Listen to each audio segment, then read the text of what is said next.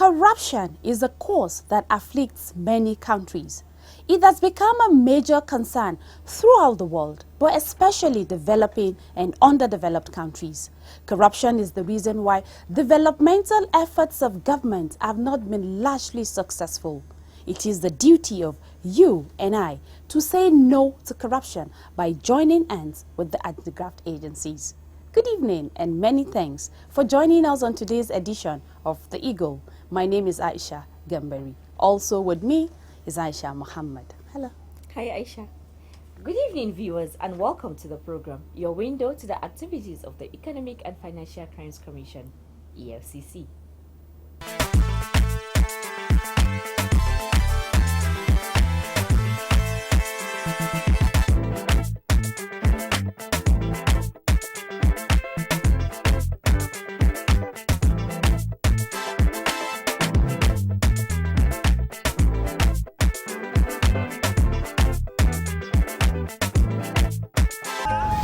EFCC will get you anywhere, anytime.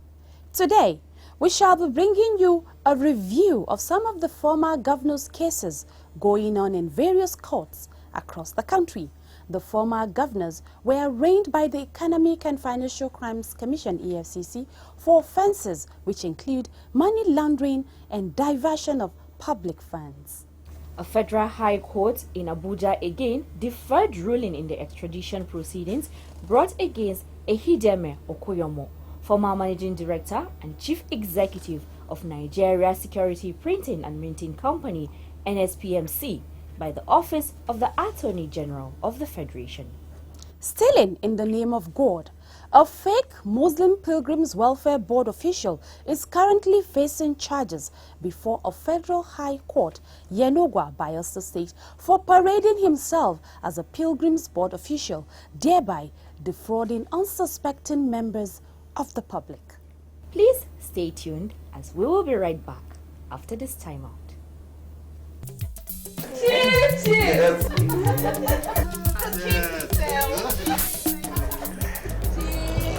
What is it? Please, keep to yourself. Chief Urabo, I got a telephone call. Anytime I close my eyes, yes, I see dead people chasing me in my sleep. My Jehovah Magadam. Chief, is it possible for someone to become restless just because of his past deeds? Nevertheless, unless you kill somebody dead, then the spirit will be haunting you. Hey! Was you all contractors? I embezzled all the money for the roads that are now death traps, killing people every day. I approved the supplies of fake drugs on pipe and water. I embezzled the money. I dey fear, Chief. You are supposed to fly the especially now that the people of EFCC are chasing people who are doing to submit other people's money. EFCC, as soon as they capture them, straight to prison yard. Chief, Jail. How you are? Life are not just about acquiring wealth, making money. When other people are getting die of hunger and neglect, be careful. EFCC I watch. EFCC will get you anywhere, anytime. Welcome back. Our first story today is on the deferred ruling in the extradition proceedings brought against Ehideme Okoyomo, a former managing director and chief executive officer of the Nigerian Security Printing and Minting Company, NSPMC, by the Office of the Attorney General of the Federation. Rahima Gambo has the rest. Justice E.S. Chukwu of the Federal High Court, Abuja, has again deferred ruling in the extradition proceedings brought against Ehideme Okoyomo, former Managing Director and Chief Executive of Nigeria Security Printing and Minting Company by the Office of Attorney General of the Federation. Instead of the ruling, Prosecuting Counsel M.S. Hassan and Defense Counsel Chukwuemeka J. Dumaka, who stood in for Alex Izion, SAN, readopted their written addresses and oral submissions in line with the constitutional provision that parties to any trial must readopt their addresses if judgment was not delivered within 3 months of the adoption of final addresses. It is over 3 months since the parties first adopted their written addresses. The court had originally reserved ruling for December 1, 2014, but adjourned on the grounds that the judgment was not ready. The ruling, which had been in adjournment for the 4th time, was deferred to May 4, 2015. Okoyomo is wanted in the UK over his alleged role in the bribery scandal involving officials of Central Bank of Nigeria (CBN), the Nigeria Security Printing and Minting Company (NSPMC), and Securency International (PTY) of Australia between 2006 and 2008. His counsel Izion SAN had argued that the court lacks jurisdiction to entertain the application to extradite the respondent, that the 1931 treaty, which the prosecution counsel was relying upon, has been replaced by Decree No. 87 of 1966. He argued that the 1931 treaty between UK and Nigeria was just an agreement, not a law. Izion said, and I quote, "I submit that even if you want to consider that it was between UK and United States, and it governs the protectorate that was under UK then, we have since left in 1960. End of quote. Hassan, in response, argued that the 1931 treaty became applicable to Nigeria in 1935 and that it was never repealed by any enactment. He further told the court that the Schedule 2 under extradition law provides that the law shall apply to all Commonwealth nations. He further urged the court to grant his plea based on the extradition treaty of 1931 between Nigeria and the UK, which is applicable in Nigeria. Rahima Gambo, reporting for The Eagle.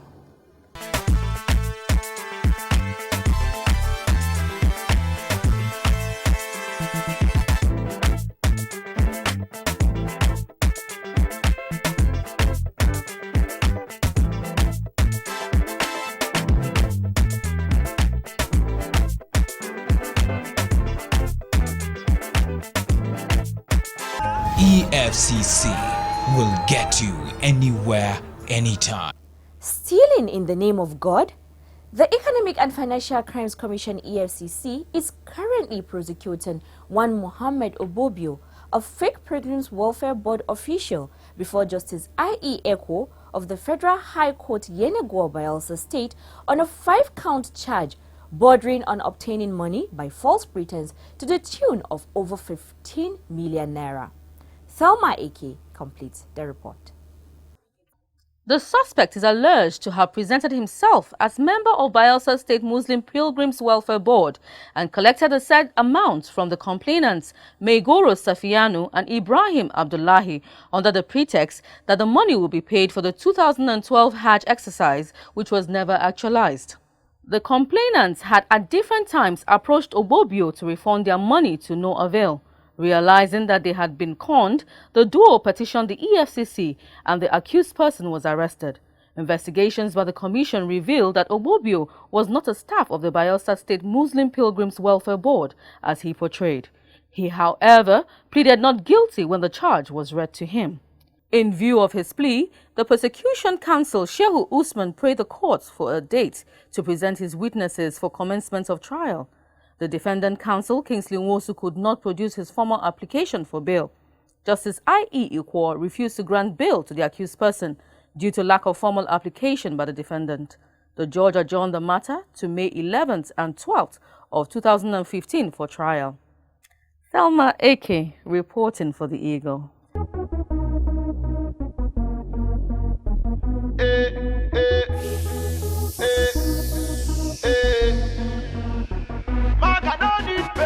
For me to buy correct motor, for me to take make my dough. Maga no need pay. Maga no need pay.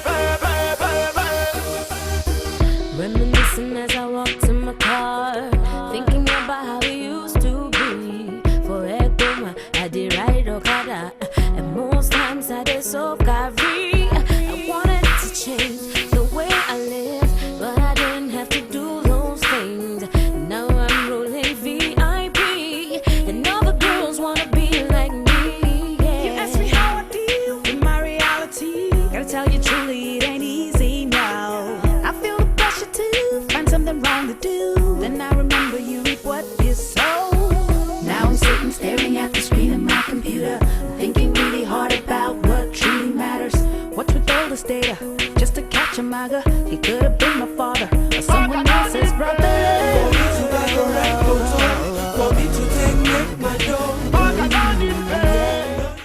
You're still watching the program, The Eagle.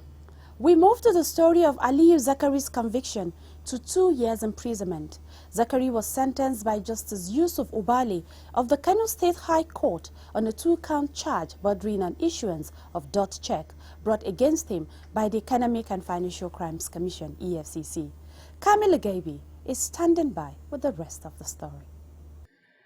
The convict, who is the chief executive of AZH Enterprises Limited, was arrested by the commission following a petition alleging that he refused to pay part of the value of Premium Motor Spirit PMS, an automotive gas oil AGO sold to him by the petitioner, Alhaji Magaji Ubali, and that the checks he issued to settle the debt were returned unpaid. Zakari, being the chairman, chief executive officer of AZH Enterprises Limited and the sole signatory to the company's first bank account in Kano, issued a First Bank PLC check number 42199-661 in the sum of 9 million naira to the petitioner. But the check was dishonored owing to insufficient funds. The offense is contrary to Section 1, subsection 1A and punishable under Section 1, subsection 1B of the Dishonored Checks Offences Act, Cap D11 laws of the Federation 2004. When the charge was read to the accused person, he pleaded guilty. Consequently, the prosecution counsel, A.T. Habib, urged the court to convict him. In view of his plea, Justice Ubale convicted and sentenced him to 2 years imprisonment without an option of fine. The judge, however, imposed a fine of 10,000 naira against the company.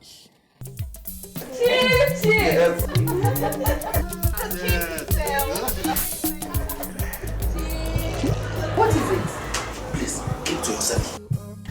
Chief Rabo, I got a telephone call. Anytime I close my eyes, Yes. I see dead people chasing me in my sleep. My Jehovah Magadam. Is it possible for someone to become restless just because of his past deeds? Nevertheless, unless you kill somebody dead, then the spirit will be haunted you. Was you all contractors? I embezzled all the money for the roads that are now death traps, killing people every day. I approved the supplies of fake drugs on pipe and water. I embezzled the money. I dey fear, Chief. You are supposed to fear, especially now that the people of EFCC are chasing people who are doing wuru to submit other people's money. EFCC, as soon as they capture them, straight to prison. Chief, Jail. How you are? Life are not just about acquire wealth, making money. When other people are didn't die of hunger and neglect. Be careful. EFCC are watch. EFCC will get you anywhere, anytime. Thank you for staying tuned. Between 2006 and 2007, the EFCC began the prosecution of some former state governors for offences bordering on stealing and money laundering. Most of them were alleged to have diverted money meant for developmental purposes to their private pockets.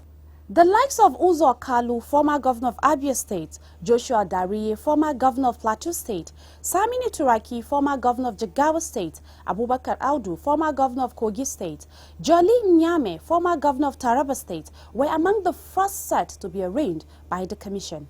Kamila Gabi in this report brings you a speed on the status of these cases. Please stay tuned. Others also charged by the commission are James Ibori of Delta State, Lucky Igbenidian of Edo State, Chimaroke Namani of Enugu State, Abdullahi Adamu of Nasarawa State, Rashid Ladoja of Oyo State, Aliu Akwedoma of Nasarawa State, Benga Daniel of Ogun State, Adebayo Alawakala of Oyo State, and Anjuma Goje of Gombe State.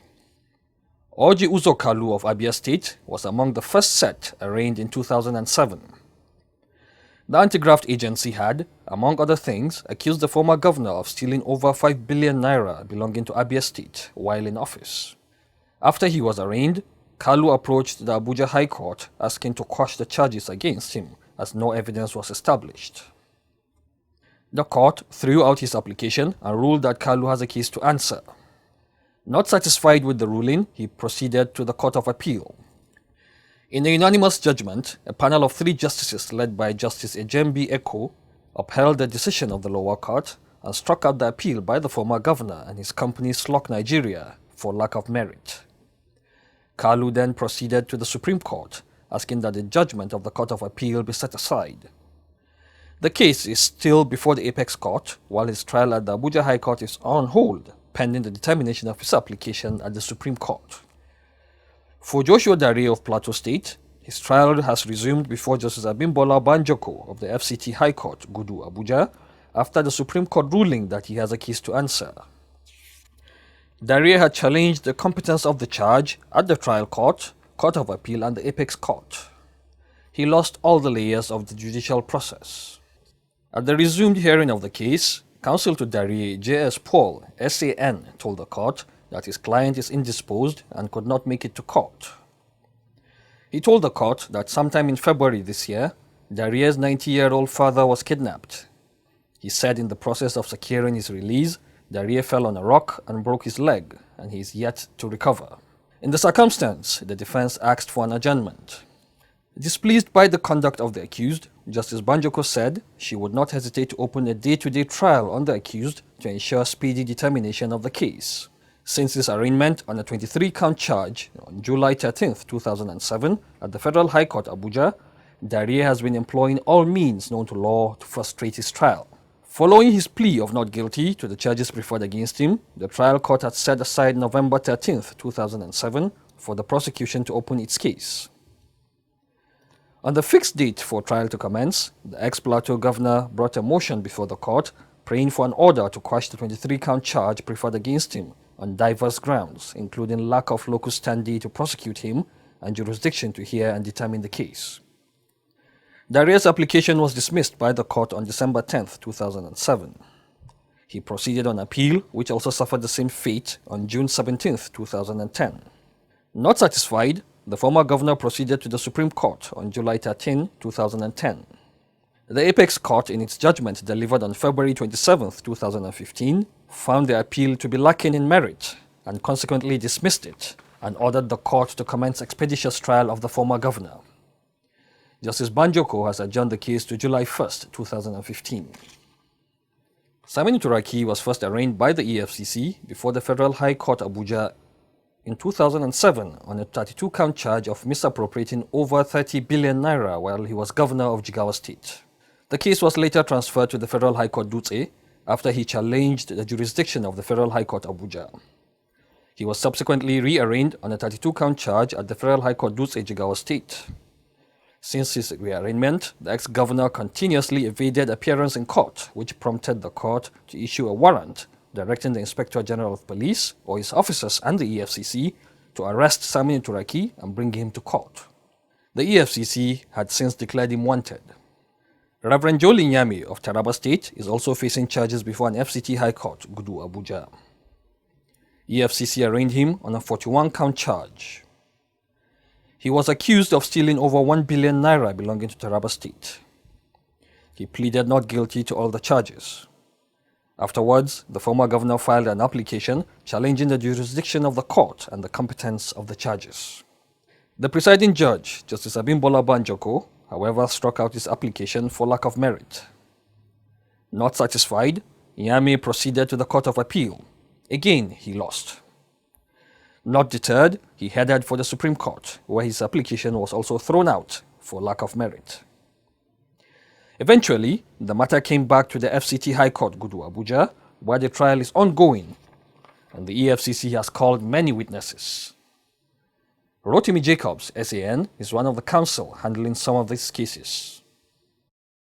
Benga Daniel held sway as Ogun State Governor from 2003 to 2011.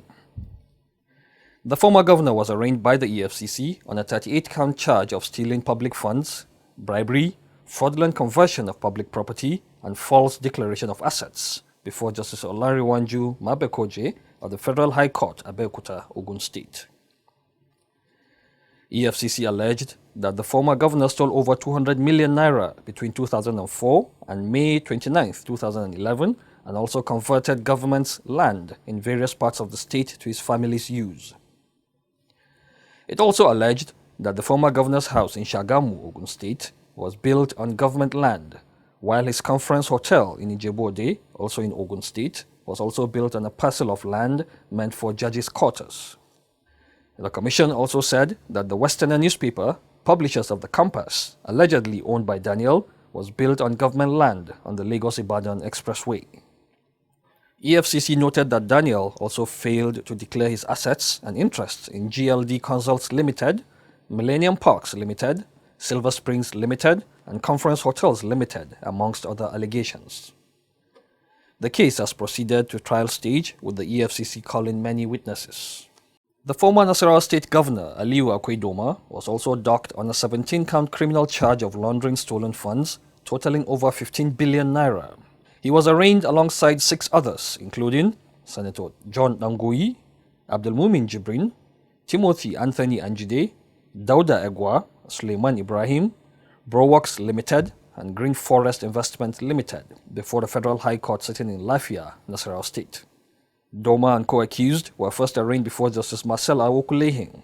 Taking their pleas, the accused persons filed an 8-paragraph application seeking to quash the charges against them.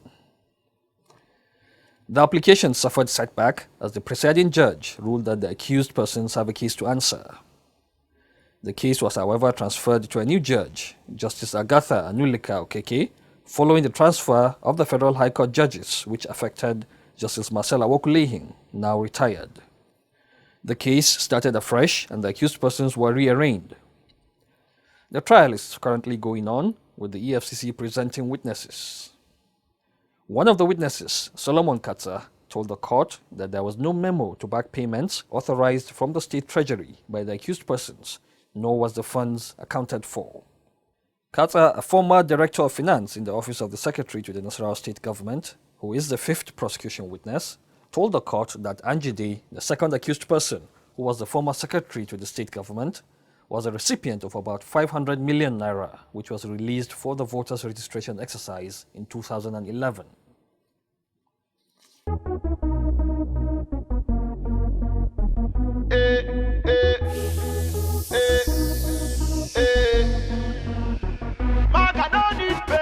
For me to buy correct motor, for me to take make my dough, Maga don't need pay. Maga don't need pay. Reminiscing as I walk to my car, thinking about how we used to be. For Ekoma, I did ride Okada, and most times I did so carry. I wanted to change the way I live, but I didn't have to do those things. Now I'm rolling VIP, and all the girls wanna be like me. Yeah. You ask me how I deal in my reality. Gotta tell you truly, it ain't easy now. I feel the pressure to find something wrong to do. Then I remember you reap what you sow. Now I'm sitting staring at the screen of my computer, thinking really hard about what truly matters. What's with all this data? Just to catch a maga. He could have been my father or someone else's brother. For me to buy correct motor, for me to take make my dough, Maga don't need pay. And that's how far we can go in this first part of the serial. We will bring you further updates on the next edition of the program. Aisha, from that report, one can see clearly how the antics of the accused persons have slowed down trials. Yes, Aisha, you're right. Honestly, it's a very sad situation. While the EFCC will not be detailed by any of these antics, as the Commission is fully prepared to bring all cases to conclusion. And that's how far we can go on this program. Please join us same time next week for another interesting edition. To be part of this program, please send your contributions to info@efccnigeria.org. You can also search for us on Google Plus at Official EFCC or Official EFCC ng@gmail.com. Follow us on Twitter at Official EFCC or like our page on facebook.com/Official EFCC. And to watch our programs and other activities, please log on to youtube.com/Official EFCC. My name is Aisha Gambari. God bless Nigeria. And I am Aisha Mohammed, hoping to see you next week. Goodbye.